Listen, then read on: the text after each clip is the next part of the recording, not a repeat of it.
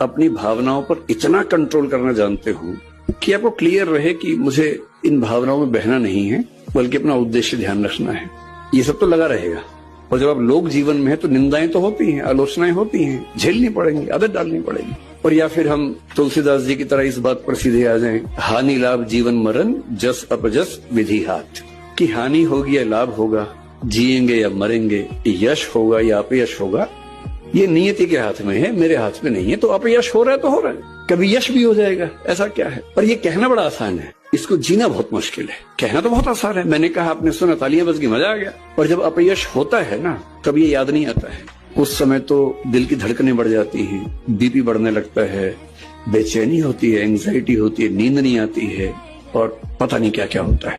अपनी भावनाओं पर इतना कंट्रोल करना जानते हो कि आपको क्लियर रहे कि मुझे इन भावनाओं में बहना नहीं है, बल्कि अपना उद्देश्य ध्यान रखना है। ये सब तो लगा रहेगा।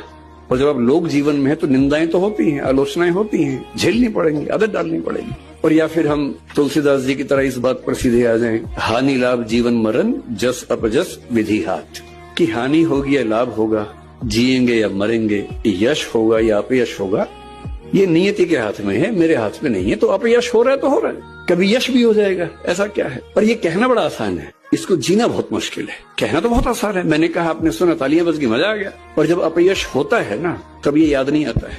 उस समय तो दिल की धड़कनें बढ़ जाती हैं, बीपी बढ़ने लगता है, बेचैनी होती है, एंग्जाइटी होती है, नींद नहीं आती है, और पता नहीं क्या क्या होता है।